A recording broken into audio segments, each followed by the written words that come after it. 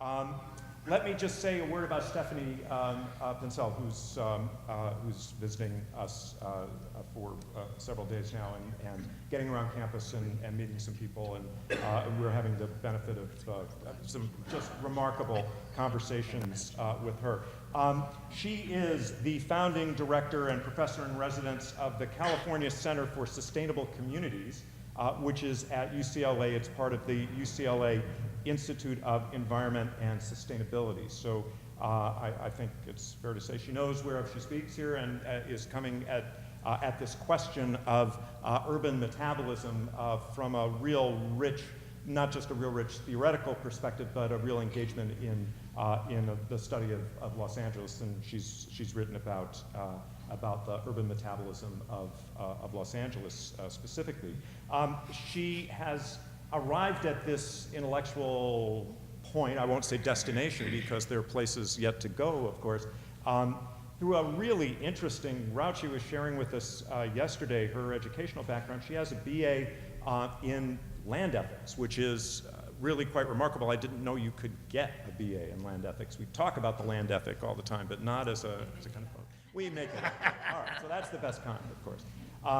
And then an MA in cultural anthropology, which I thought was, after talking with her, completely unsurprising because she's so conversant with that sort of human dimension of environmental affairs. And then finally a PhD in urban planning, which I guess put her into the position that I described before. So she is going to speak for a while, I think, without slides. So you're going to have to really focus on her words and not rely on the imagery. And then we'll hear some responses from our panelists after that. So, need to go get a coffee? Right, pinch yourself. So, Stephanie Pincel, thank you.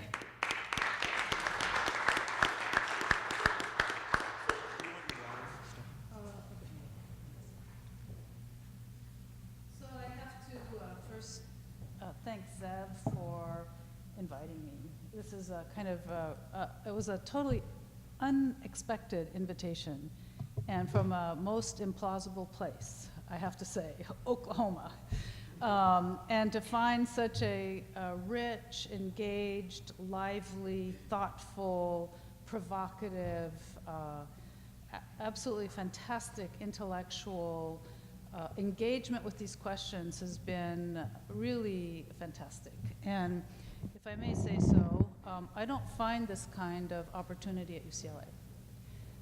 So it's really wonderful for me to be invited, and I'm most grateful to come and also to see what this place is. I mean, I'm going to get a tiny piece of Oklahoma, but for me, you know, coming from California and flying other places, it is the flyover place.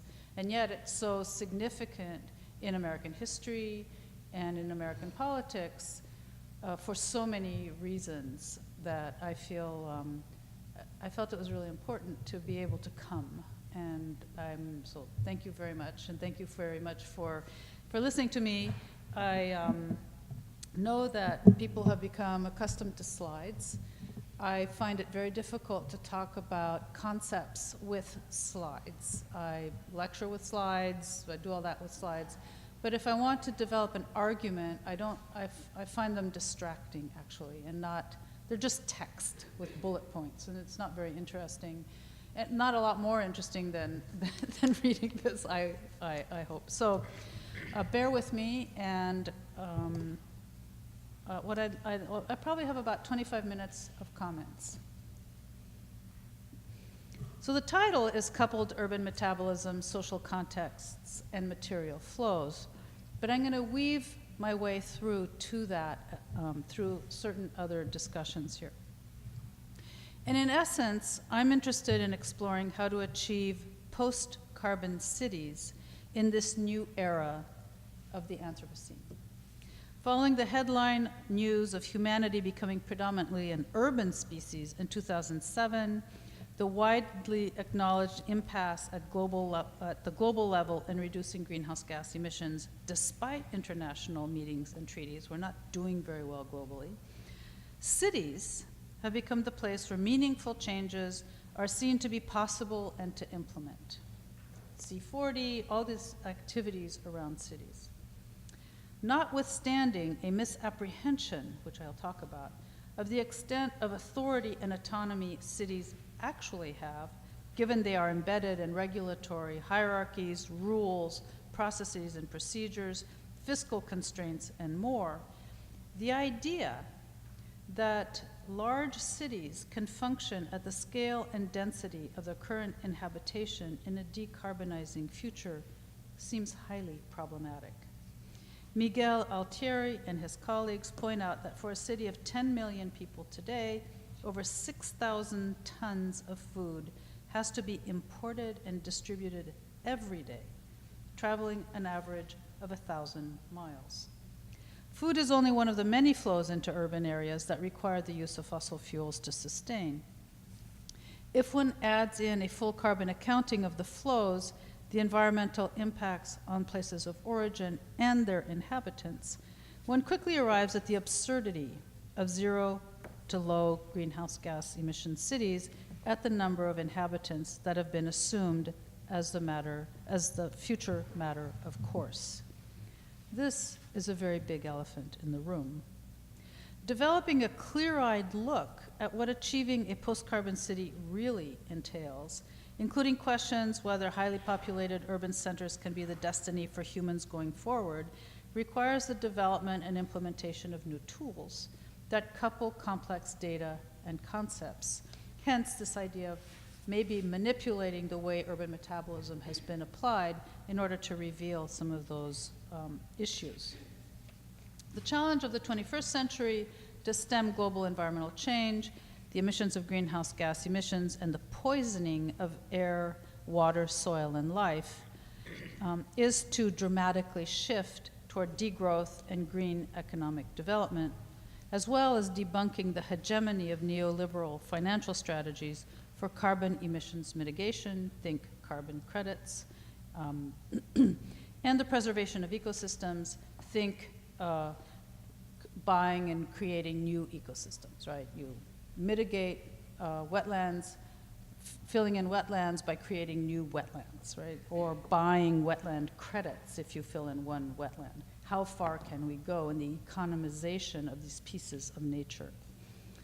To do so requires asking what it might take for humans to constructively re-inhabit place.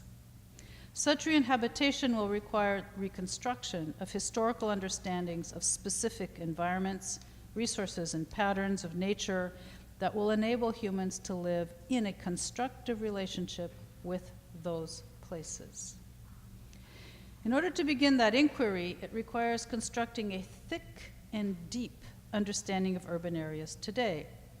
One aspect of this multifaceted inquiry is the identification and quantification of the materials and commodities needed to sustain city inhabitants at work, at home, and at play, and the flows as well as the sinks of waste. Kennedy et al. Defined urban metabolism as the sum total of the technical, socioeconomic processes that occur in cities, resulting in growth, production of energy, and elimination of waste. Nice definition. But as Kennedy alludes to, accounting for the material flows is not enough. There are the socioeconomic processes that need to be unraveled as well. While Kennedy places the material flows in the analysis in cities, I argue that these flows and processes operate well beyond the city and strongly influence a specific city's coupled social and material flows. Cities, and so that really expands the picture, right? Cities are not sui generis things that just exist with a boundary around them. And I'll get back to that a little bit. Cities are the artifacts of a multitude of human decisions that affect, shape, and determine how Earth systems and resources are mustered and utilized by humans. This means, and this is why the bigger picture is so important, that society is never and has never been a self-sufficient totality free of nature, that social relations are full of biophysical processes and the various flows of energy and matter that run through our systems are socially constructed. They're socially mediated in the way we relate to them. And so how do we conceive of a society that is structured by nature, and a nature that is structured by the social in a joint relationship, as Buñuel and Frazós put it? The myth, elaborated by Cartesian science and later neoclassical economics, has been the discontinuity between humans and everything else. In this mythic worldview, economy and society are free from natural constraints. Growth, for example, economic growth, always economic growth. The Anthropocene implies a core realization that humans cannot live outside of nature. Humans depend on the metabolisms of energy and matter from nature, that they transform into the flows that form urban metabolism. Of course, where we are today with global urbanization and the idea that humans will become increasingly predominantly urban dwellers is entirely an artifact of rich hydrocarbons.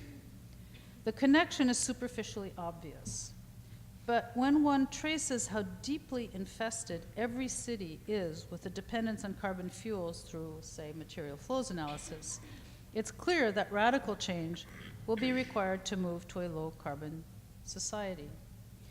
Carbon-based fuels enable resource extraction and processing, manufacturing, the transport and distribution of goods across long supply chains across the globe. In addition, hydrocarbons, the byproduct of our prehistoric Earth, are an essential feedstock for many goods, products, and processes. They're embedded in nearly all products today, from plastics to fabrics, metal devices and pens, flower pots, floors, furniture, this podium, this floor. Indeed, the hydrocarbon revolution that harnessed fossil carbon has been extraordinary in providing humans with products and lifestyles, including dreams and desires, that were never before imaginable. So moving to a post-carbon future will challenge us to repurpose what's in circulation and to rethink both energy systems and products.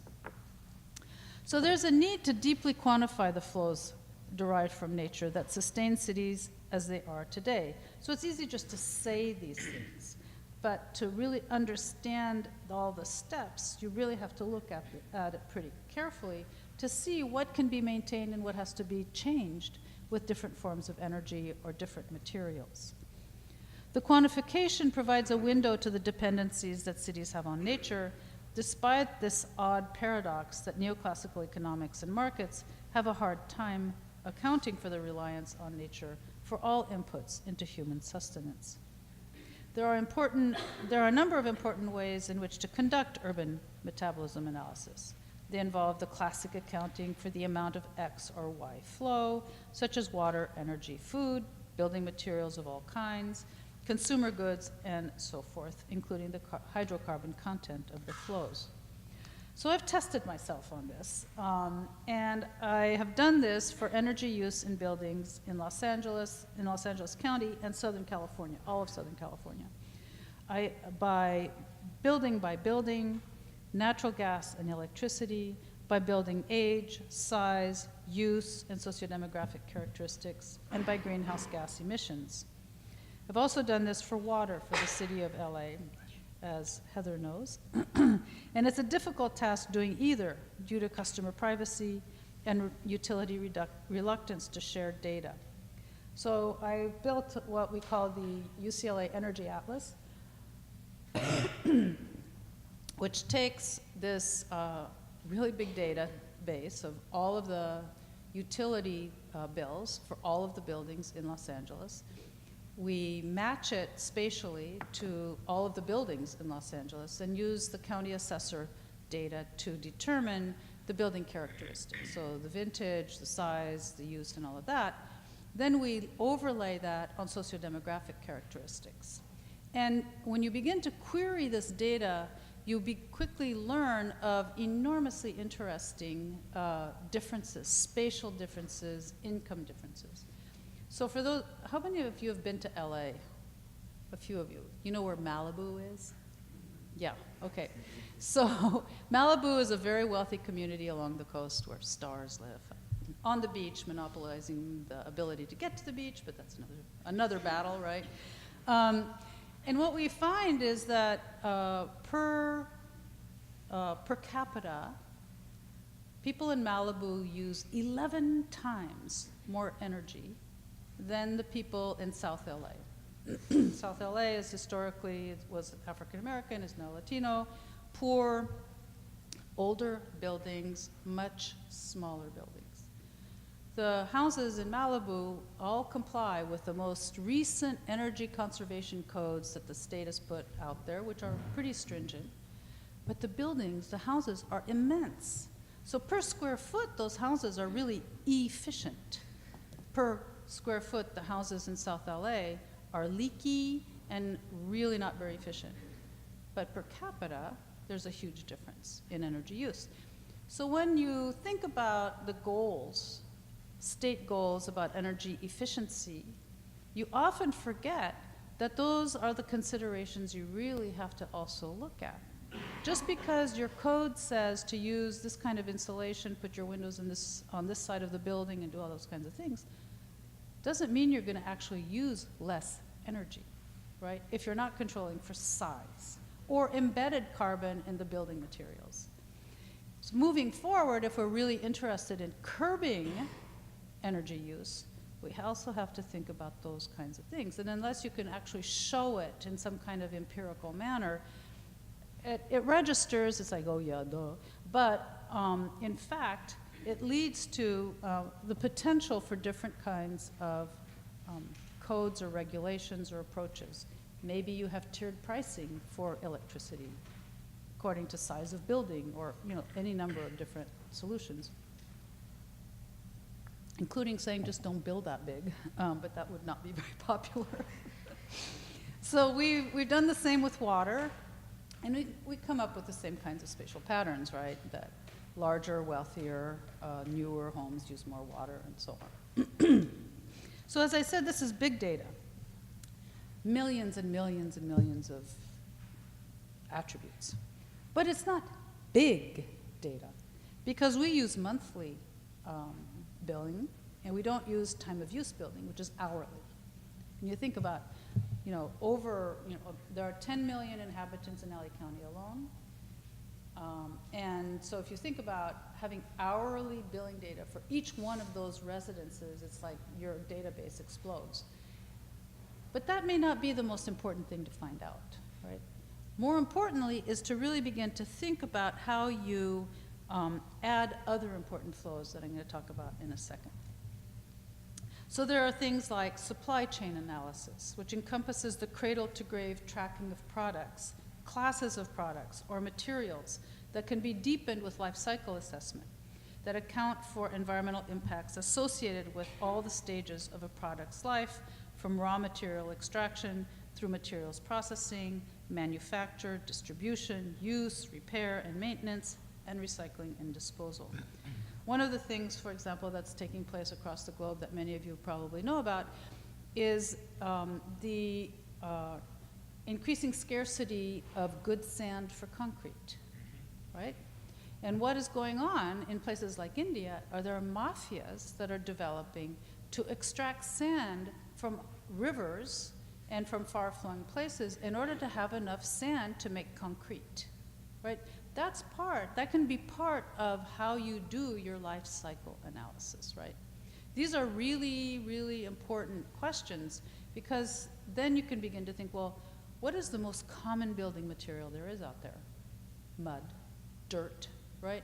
So maybe we shouldn't be building with concrete. We should actually be thinking about older indigenous building materials that are ample and that can be reused many, many times, okay? That's just a small example, but when you start thinking about it differently, it opens your eyes to other possibilities. So these approaches provide important insights as to where raw materials come from, the ways in which mining and processing impact those places of origin, the the manufacturing or transformation of that material and all the energy, water, and other resources needed in that step, and then the transportation and distribution issues.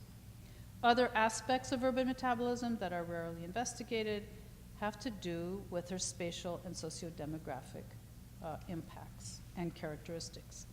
That is, who uses what where to do what, and the equity implications that are revealed from that kind of analysis. So those pieces of urban metabolism remain relatively straightforward, actually, though complex and very difficult. Data is very hard to get.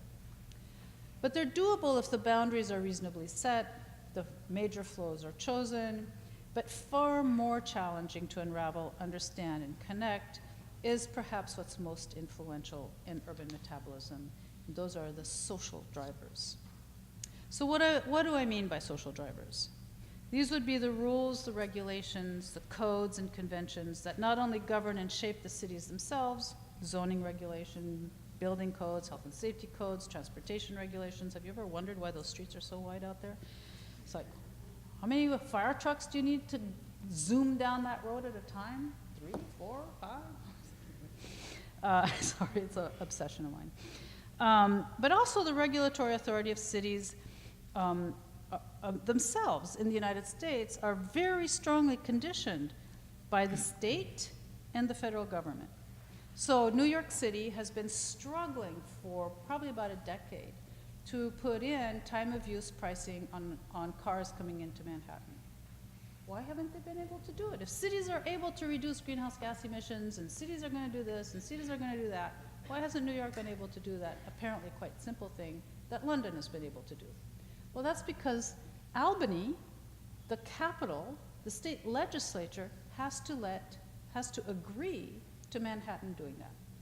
And their politics are just rife, and they're basically saying, too bad, Albany, we're not going to help you here. How about the decaying subway system in New York? If New York is such an autonomous, powerful place, why aren't they investing more money in their subway system? Because they don't got it. They need to go to Albany to get more money. They don't even get enough money from Albany. They need to go to the federal government. And so cities are entrapped in these scalar dependencies. And cities themselves don't have the capital needed to make the deep transformations that are required. So the other part of this idea of cities now being the motors of change for greenhouse gas emissions reductions, for sustainability, for all these transformations, has to be put in that context of real, difficult constraints. The need to go to the state capitol to get those codes changed, the regulations changed. Is it the state capitol that is imposing the kinds of safety regulations in terms of the size of the street? Can the city say, no, we want those streets to be not 20 feet wide, but 15 feet wide? Can they even do that, right? So you have to really understand that you can measure the flows, but you have to couple those flows to influences that cities themselves don't have any authority over. So you complain about how much traffic there is and how fast it goes. Fine. Who is in charge, right? So that's a really important piece of understanding where cities fit in this metabolism question. But far more opaque and probably increasingly influential are the processes and impacts of financialization, of trade pacts, of investment strategies, and other aspects of market decisions at multiple scales. That is, while cities may be becoming more economically powerful and essential than ever, housing has been financialized and turned into an investment vehicle, causing an oversupply of luxury housing and a lack of affordable housing in many cities across the world. Why is that? Well, in the US, following the housing crash, real estate investment trusts out of Wall Street went in and picked up lots and lots of mortgages, thousands, hundreds of thousands of mortgages as an investment strategy. So if you have housing as an investment strategy, what's your goal? Your goal is to extract as much value out of that housing as you possibly can. If you're going to be investing in a new building, you're not going to be investing in a building that has low rent. You're going to invest in a luxury building. How many luxury buildings are there out there? Every time you pass by a billboard, it says luxury housing. And you think, really. I mean, what do you have in there anyway? But it's unaffordable, right? And so as the financialization of ecosystems, of carbon, of land deepens, those have enormous impacts on these flows of materials and the extraction of materials. Such forces thus have subtle but significant impacts on what cities can do, on how they develop, on what volume and types of flows from nature are mustered in their functioning. From cadmium and rare earth minerals extracted in Africa, to lithium in the highlands of Bolivia or from China, to timber from Siberia or Malaysia, all these flows are constructed by financial considerations, by economic or money decisions detached from what they imply for Earth systems or human and life well-being. I spent the fall in Japan. It was awesome. I recommend going to Japan to everybody. And it was really interesting because in the history of development of Japan over the past 1,000 years, they've struggled with deforestation. Much of their building historically was wood, those beautiful temples, right? They'd burn, they'd go out and harvest more big timber, they'd burn, they harvest more big timber. And at a certain point, under different periods, they faced timber scarcity. So they're very, very strong timbering laws now in Japan. And the forests are like on steroids. There's just so much wood out there. It's dense, it's thick, and it's not harvested. Where do the Japanese go and get their timber? Indonesia. Clear cut, and destroying ecosystems there because they consider harvesting their own timber too expensive, right? Labor. So these kinds of disproportionate impacts are driven by decisions that are decoupled from really thinking about the resource. So urban metabolism offers a window into understanding there's no escaping the Anthropocene, that in this actual world, we've mixed our labor with the earth, our forces with its forces too deeply to be able to draw back and separate either out. This is Raymond Williams, who wrote this in 1980. The thorough and ongoing entanglement of the human and the non-human is determining the coevolution of the human and earth systems, and that's Dibley, 2012. So it's time to move forward to an awareness of our intimate earth involvement. It exists, it's not an abstraction, and to set an intention of mutual well-being. So cities today are impossibly dependent on fossil hydrocarbon fuels. And in order to make the revolutionary shift we need, we require a new social, scientific, and ethical paradigm about what it is to be human on a planet that is full of life and sentience, not just ours. It's no longer useful or accurate to view Earth systems as simply a material substrate for human activities. Society and nature are different and distinguishable, but linked in a dynamic process that affect one another. They are mutually constitutive, and thus nature cannot be understood as an external norm or outside of society. Material nature does exist, but it's shaped by society, managed and symbolized, structured by the social processes of production and consumption, defined by social perceptions, including science, technology, and economic systems.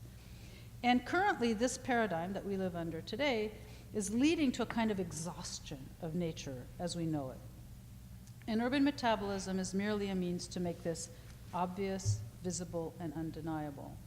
We need to know how the Earth is being transformed to support these centers of economic wealth for global capital in order to grapple with the enormity of the change needed and its complexity. And so, what might my vision, I could go on, of the future look like, of the successful heuristic use of this integrated or coupled urban metabolism to expose our hydrocarbon-dependent urbanism? I think it would be useful to contemplate, to explore a decentered urbanism. This would be an urbanism of smaller distributed cities that are locally resourceful and embedded in their places.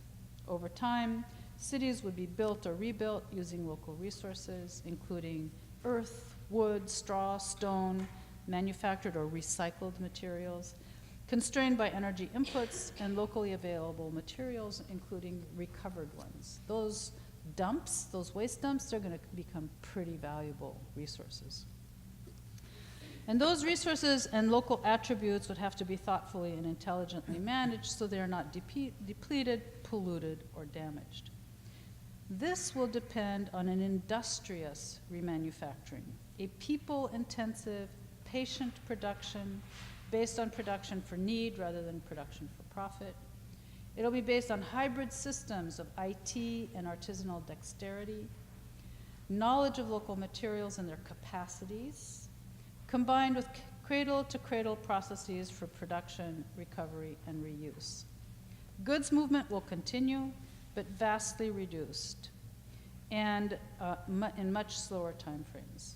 Most likely there would be very little air freight, except for only the most precious and urgent things like organs or medical evacuations, instead of bringing green beans or flowers from Ecuador to, Whole Foods in New York.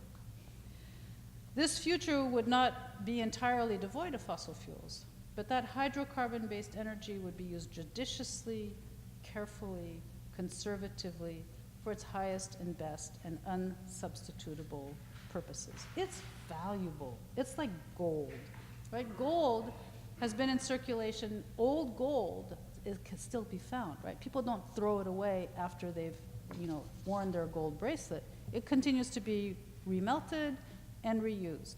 We have to think about the resources like petroleum as a form of gold. As Derrida proposes, we need a sensory, affective, and aesthetic basis for a process of degrowth and re-inhabitation of the countryside. This would involve the reversal of the compression of space and time that we've experienced over the past 150 years, a slower pace, a smaller geography of daily life. It would involve major technical shifts, relying only on precise and parsimonious fossil fuel use and renewable energy, a distributed resource far different than the concentrated power that comes with hydrocarbons. We'll need to redevelop an intimate relationship with the natural environment, closely dependent on ensuring its health and renewal. And finally, we need to develop a leaner society that's less individualistic, less globalized, less mediated, more dependent on face-to-face interactions and sharing, borrowing, and collaboration. We need to revive and rely on the ordinary virtues of generosity, kindness, forbearance, due to the realization that for human society to work, it has to be based on mutualism, and that this mutualism also extends to the planet we depend upon. My fear is that we move more and more into these bigger cities that are weird because we're trying to reduce greenhouse gas emissions and all of that. And then we have these grand spaces across the planet that are these areas of extraction, right? Where you grow the soybeans, you grow the wheat, you grow all this other stuff. And then you have these microscopic little areas that you've managed to preserve for biodiversity. That's an insane idea of how we live on the planet.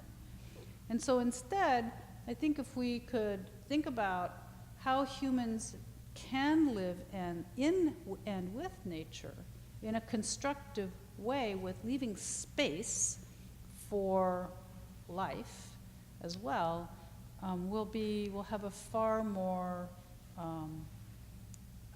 lovely world to live in. Anyway, thank you.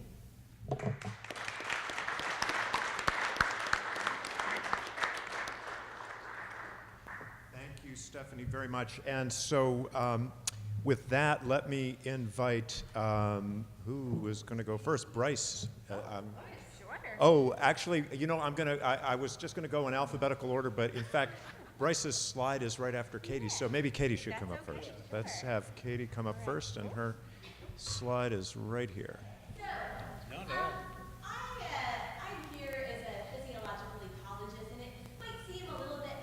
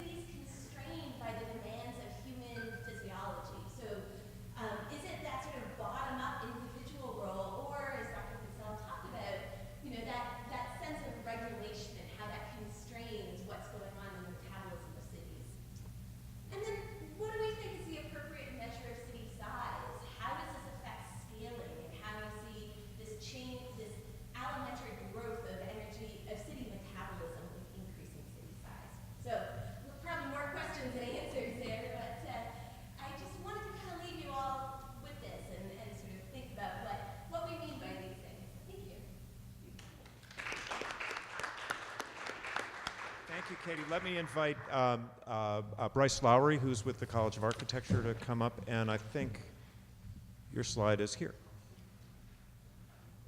Thank you, everybody. I really appreciate the opportunity to talk today. Academics love to talk, and it's not lost on me, but welcome to the College of Architecture. We really welcome having people from outside coming to see us here. My work is largely focused on food. I'm very much interested in how people get nutrition, how we bring nutrition into cities as well. As you all know, growing up or living in Oklahoma, we don't grow a lot of fruits and vegetables here. Our soil is unique, our climate is unique.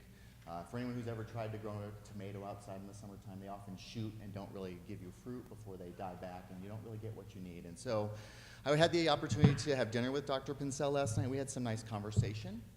But I'm really interested in thinking about this idea of how do we begin to also build into this what I would call social justice.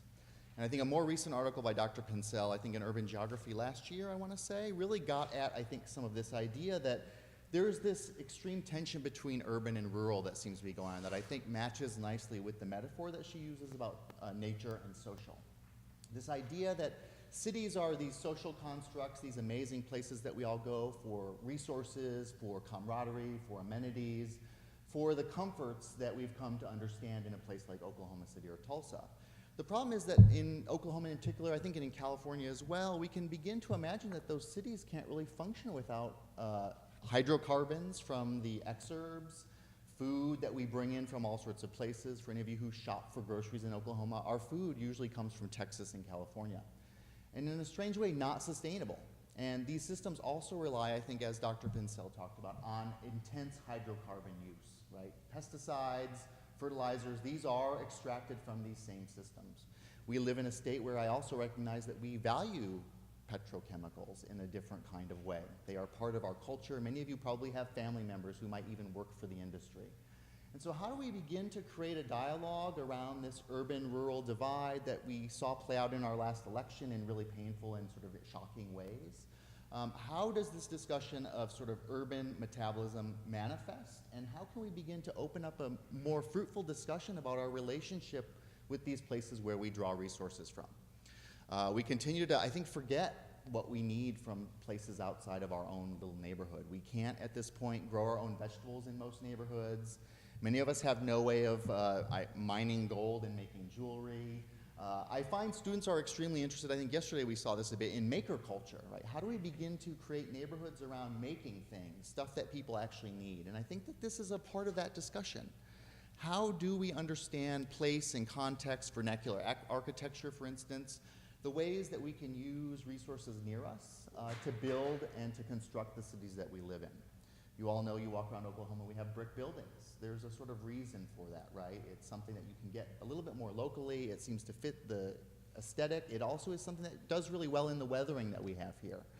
And so I think if more places can start to reflect on sort of this idea that we are depleting things from other places. These are having huge impacts on places outside of our own neighborhood. And begin a conversation about how to address that kind of inequality, the fact that it often impacts low income and people of color more than the rest of us. These are things that I think are sometimes forgotten, but I think that we're trying to think about how does that all come to the fore. And so I was very much interested in understanding how cities play a role in mitigating some of these consequences that we see of this urban-rural divide. Thank you.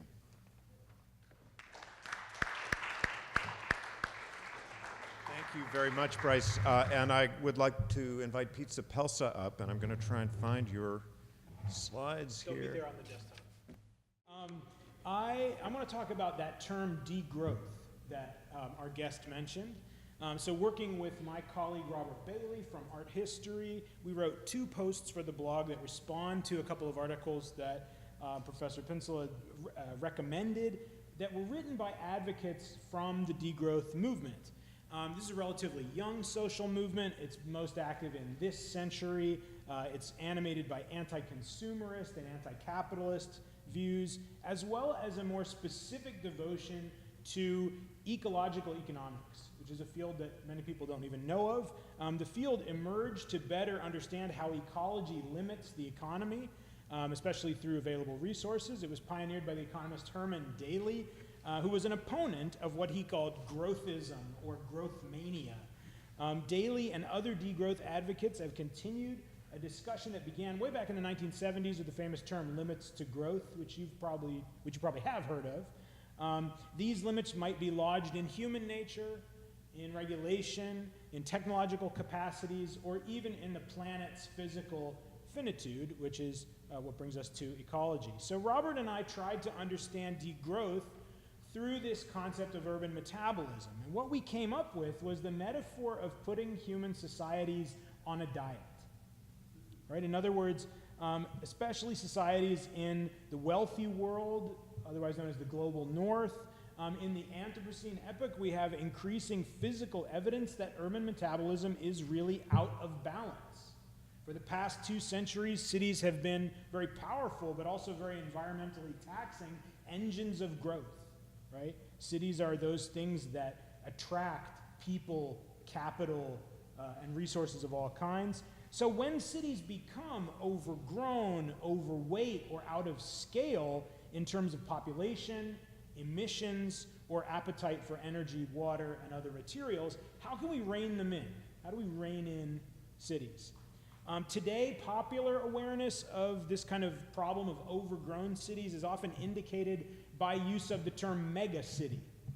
Take New York, for example. The civil engineer Christopher Kennedy, who I think has already come up today, and his colleagues found in a major 2015 study of megacity metabolism that New York was, as he put it, the world's dirtiest megacity. New York, he found, produces nearly 33 million tons of solid waste every year, which makes it the #1 producer of solid waste on the earth, and it more than triples the amount produced by second-place Mexico City.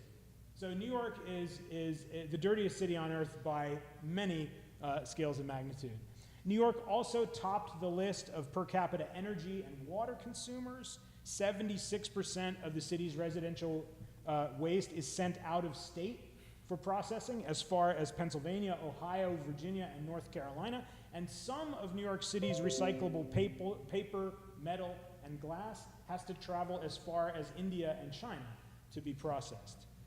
So we have to deal with this quite common assumption that healthy societies, healthy cities, and healthy economies require continuous growth. This is a major problem for any of those of us who, since the 1970s, have supported that idea of limits to growth. And the critique of growth continues today.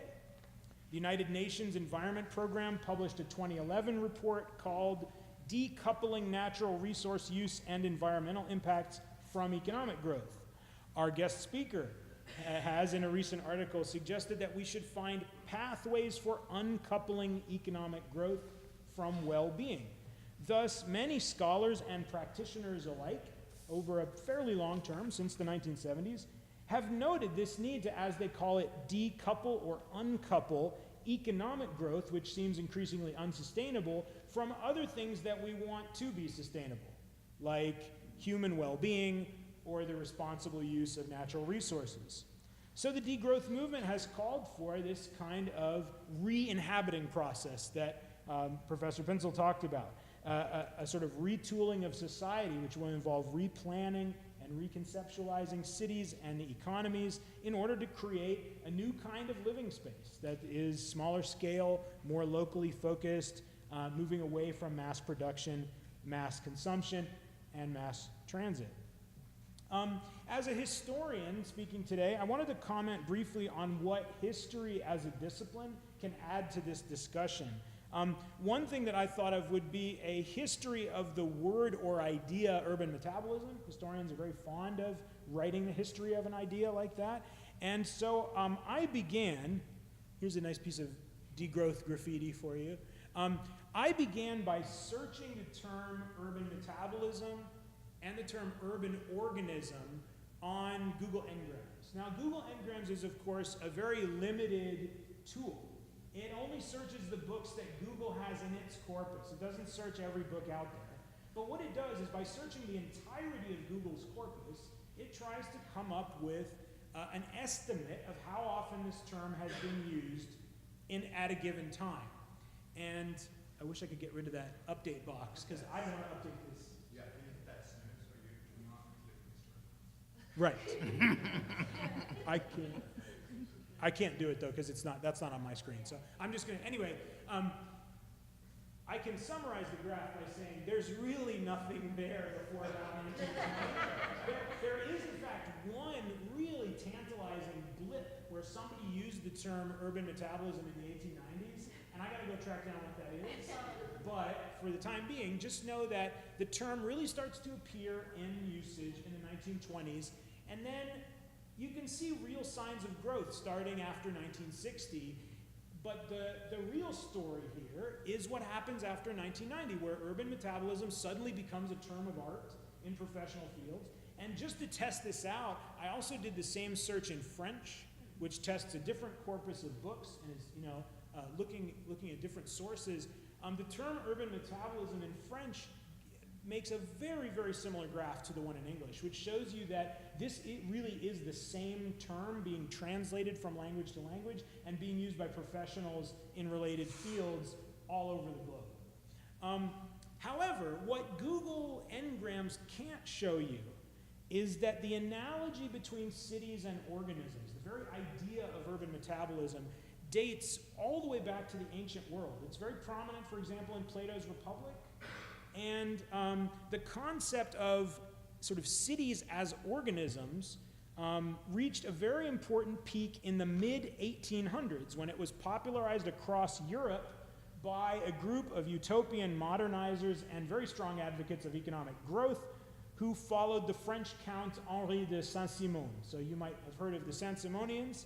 They envisioned harnessing capitalism, socialism, science, and technology to make social progress. And a really good example of how Saint-Simonism was applied to cities and thinking about them metabolically comes in Baron Haussmann, the famous city planner from Paris, France. Haussmann was a politician and a pioneering city planner who transformed Paris in the 1850s and 60s through what's been called creative destruction, the systematic and comprehensive replanning of the city, then demolition of the old city, and then reconstruction of a new city in the same place. He was taught by Saint-Simonian teachers, and Haussmann left us some very important clues to how notions of urban metabolism worked way back then. So in the quote, if you look at the quote on this slide, he wrote, "The underground galleries, organs of the large city, would function like those of the human body without revealing themselves to the light of day. Pure and fresh water, light, and heat would circulate there like the diverse fluids whose movement and maintenance support life. Secretions would take place there mysteriously and would maintain public health without troubling the good order of the city and without spoiling its exterior beauty." So this quote makes that analogy between cities and living bodies very, very clear. It also outlines a rationale for hiding your infrastructure so it doesn't interrupt the streetscape. But most importantly, it implies that cities, like organisms, can be in good or bad health. Right? And we probably don't think of that when we think of a city, right? We probably don't use health as a measure of how well the city's doing. But that is really important in thinking about urban metabolism. Haussmann himself used medical metaphors when describing his own urban planning work. He said that demolitions and slum clearance were surgery, that were removing the most diseased parts of the city. And as a result, Haussmann's metaphors made it easier for him to grasp the urban problems of his day, much as we use the term urban metabolism today. And it's interesting to me because his urban problems were a lot like our own. They involved rampant growth of capital, cities, population, pollution, and poverty. Right? These are all the problems we've been talking about today, and it's amazing that they were so recognizable, more than 150 years ago. So I want to move quickly to my questions for the speaker, and we can concentrate on that top one because the bottom one's partially covered by my lovely update box. So what practical and intellectual steps can we take to start uncoupling growth from individual social and ecological well-being? What do you recommend for slowing and scaling down urban metabolism? I think you've answered some of this already, but I wanted to ask really open-ended questions so you have the chance to riff on them in the way you see fit. And what challenges and opportunities do you see for degrowth today?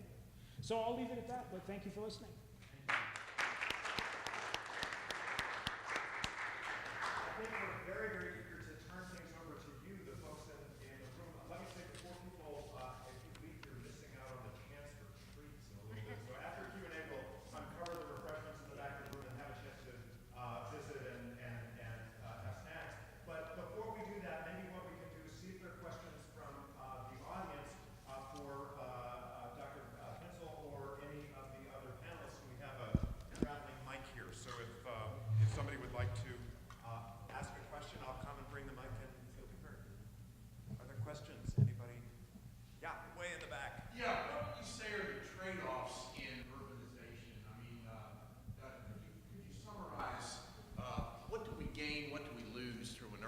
just society. Thank you.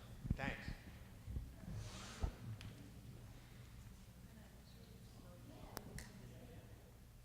That's a really interesting question. So as one of the aspects that I could have talked a long time, I talked long enough, but one of the issues that I think comes up in relative to cities is the question of civil society. And the balance between size and civil society, I think, is a very delicate one.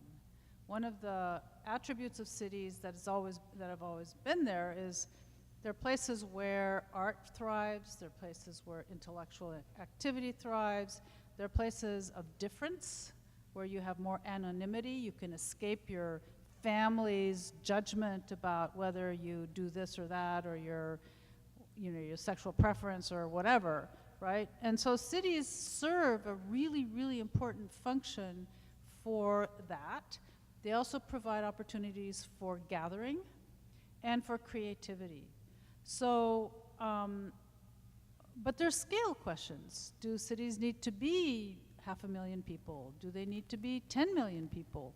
I think a lot of that remains to be really teased apart. And it probably depends. It depends what kind of culture you're in. And so these are questions that are both very, very general, but also very specific, right? Different places will have different capacities. But I think that's a superb question. I had just one quick thing to say from a comparative physiologist, George Bartholomew, about the size of organisms and why we see greater complexity in larger organisms. And so larger organisms are not larger because they're more complex. They're more complex because they're larger.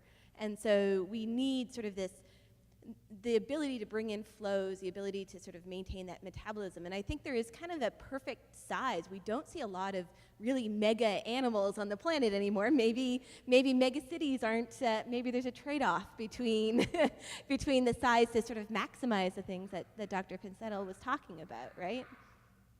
Yeah.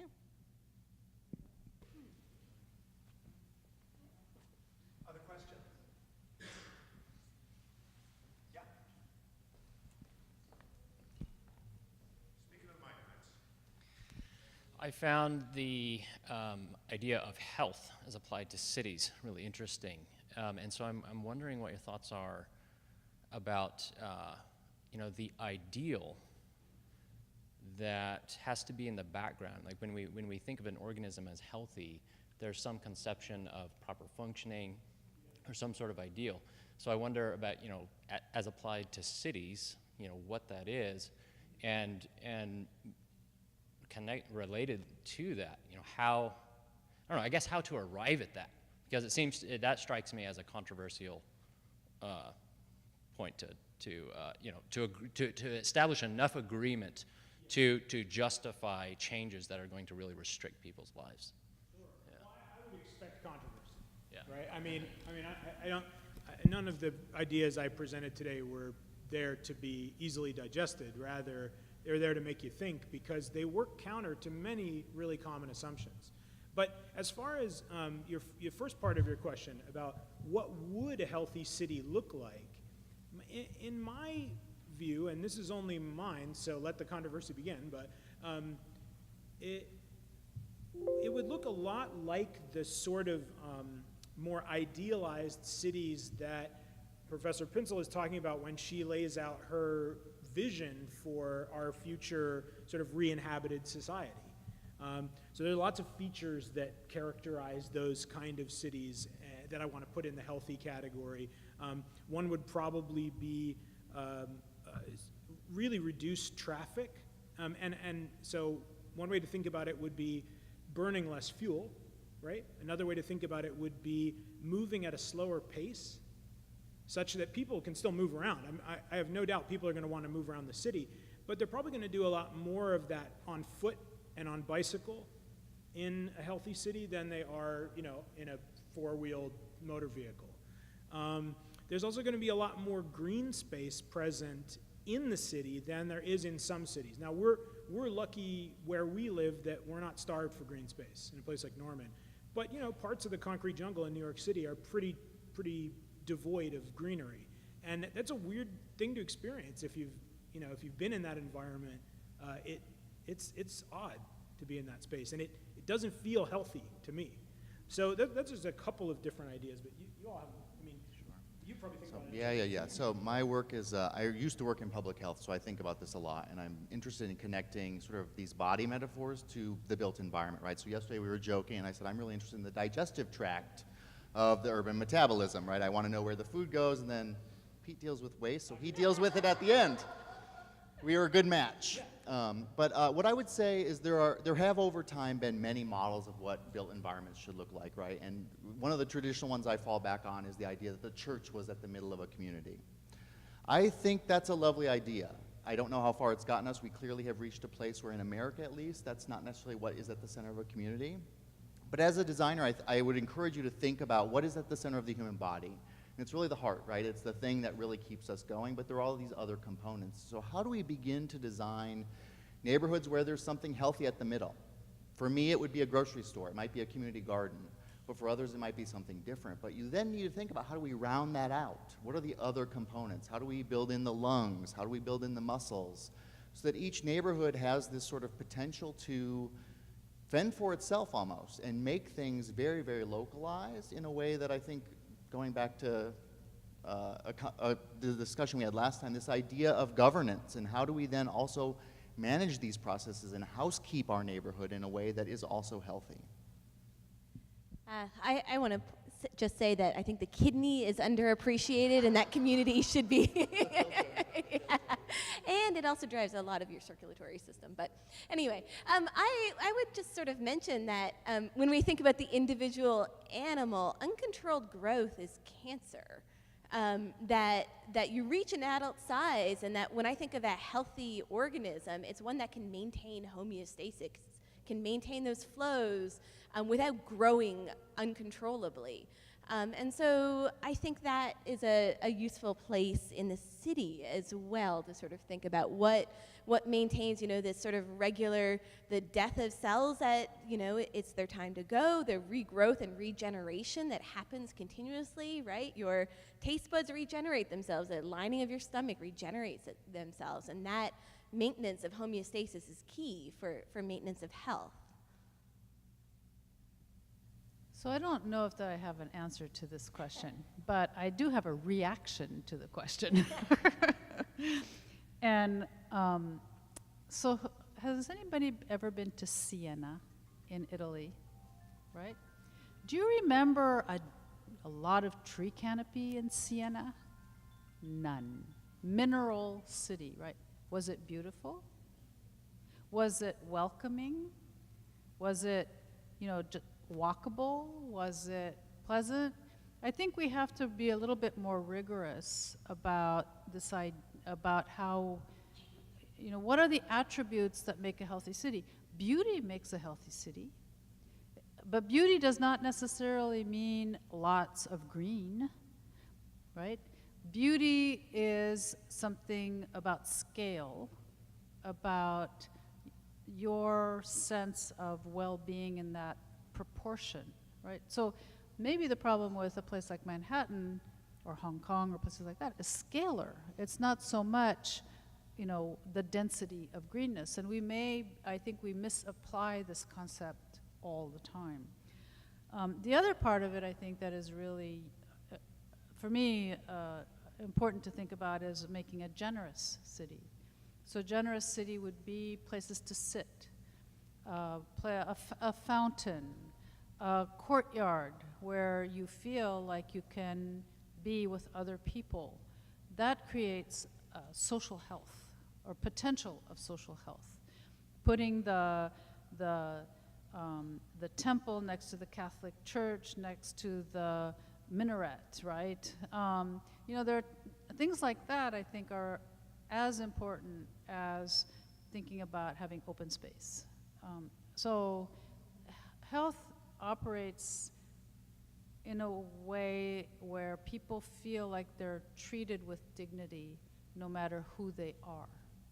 So that's another part of it that I think about. think we've got time for a couple more questions. Does anyone have another question they'd like to pose? I'll ask one.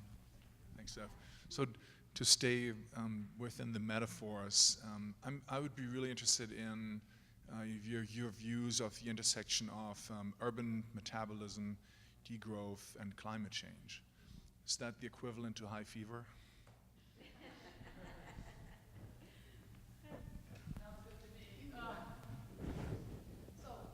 So I mean, despite what I said,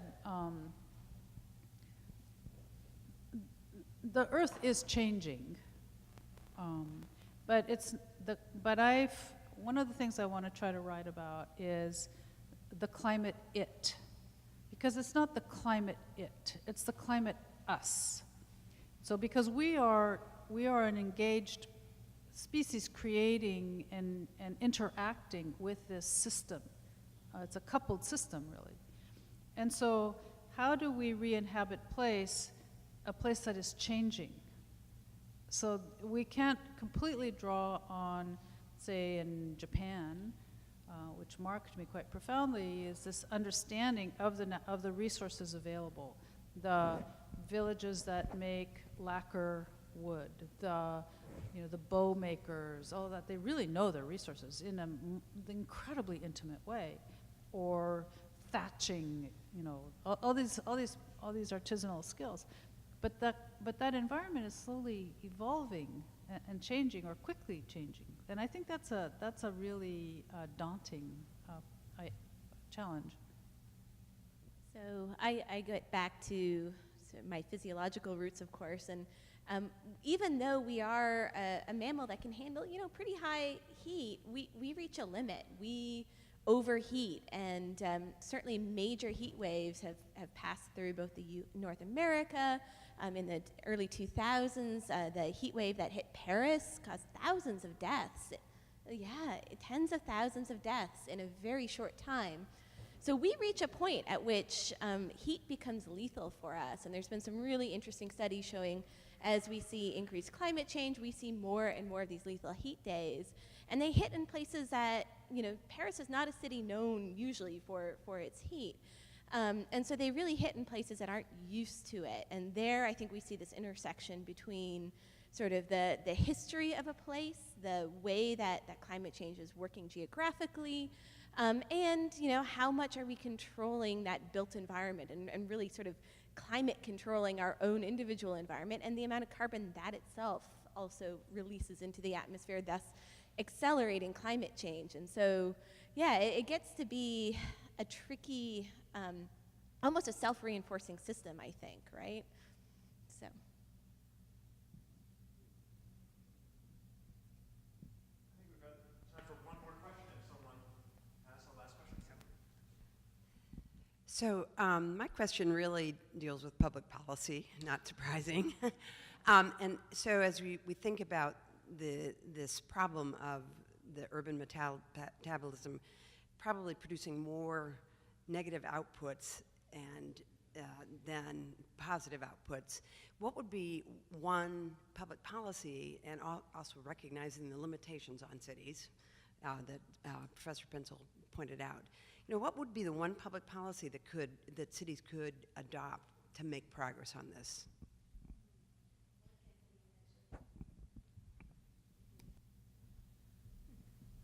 My first reaction was going to be we need a really hefty carbon tax. But clearly cities cannot impose a carbon tax. There's too much leakage. It just wouldn't work. It's like buying cigarettes across the border or something. I'm going to go buy my gas in the next province. So I think it's very, very daunting for cities to actually find a silver bullet. I think it's one of those wedge things. So reduce the size of roads. Take out all the stop signs. Take out all the stoplights. Then traffic is like, oh my God, what am I going to do now? Should I stop? Should I go? I have to go much slower. Stuff like that, making the pedestrian have as much space relatively as a car. There are those physical techniques that will then be contested by lots of people. But it would be an interesting experiment, right? If you reduce the size of streets by half, if you had no street parking, if you got rid of all the stop signs and all the traffic lights. Traffic would circulate really differently. People would want to get out of those cars because it wouldn't be easy. So how about that?